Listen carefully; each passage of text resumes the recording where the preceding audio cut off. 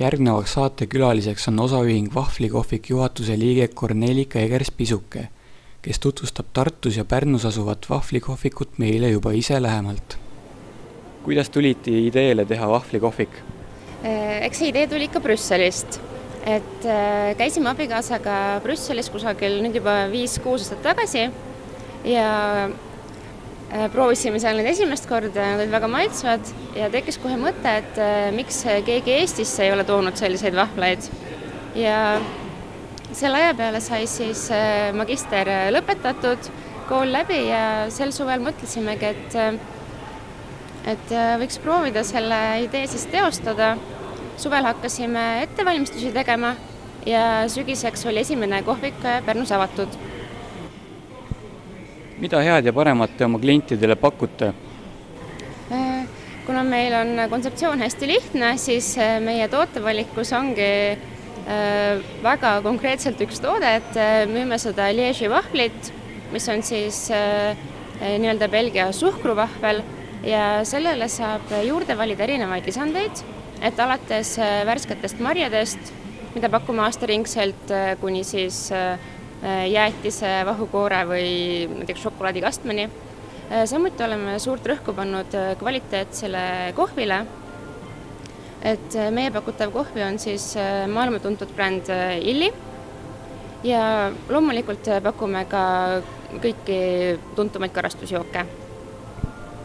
Mida on teie kohvikutes just sellist, mida teistes kohvikutes ei ole ja miks kliendid peaksid teie juurde tulema? Meie kohviku selline põnevam osa on see, et seda vahvli valmimist on võimalik klientidel jälgida. Nad saavad istuda laua taha maha ja vaadata, kuidas vahvel siis küpseb alates taignast kuni selle lõpptulemuseni, kus ta on siis kõikvõimalike lisanditega kaunistatud.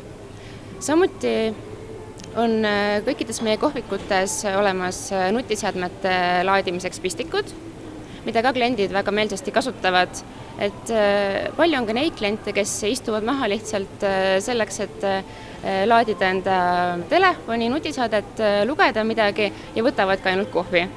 Kuivõrd erinevad teie pakutavad vahvlid maitse või valmistamise poolest nendest, mida iga inimene kodus ise saab teha? Liegi vahvel on tegelikult üldsegi mitte nagu tavaline vahvel sellisest pannkoogitaignast, vaid Liegi vahvel on pärmitaignast.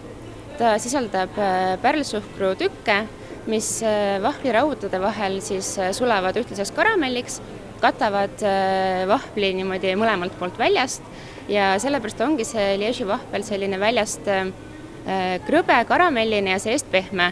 Et kodustes tingimustes on seda keeruline teha esiteks sellepärast, et sellist vahvlirauda ei ole tihti saadaval ja teiseks see nõuab ka spetsiaalselt sellise malmpinnaga vahvlirauda, mis meil tulevad otse Brüsselist. Kuidas on kliendid teid omaks võtnud ning milline on senine tagasiside?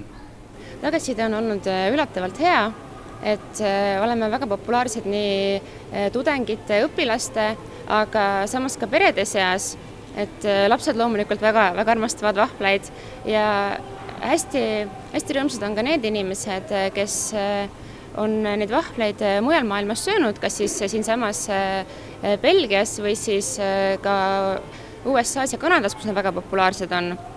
Mida te kohvikupidajast ettevõtjana arvate, et kumb kliente rohkem tõmbab? Kas kena ja hubane kohviku välimus või eelkõige seal pakutavad tooted? Ma arvan, et see on ikka niiviisi, et üks toetab teist, et atraktiivne välimus kutsub kliente ligi ja meie oleme ka saanud õnneks väga palju kiita klientidelt selle interjööri eest. Aga samas hea toode on see, mis ikkagi toob kliendi tagasi. Millised olid teie enda peamised kahtlused või sellised murekohad enne kohviku avamist?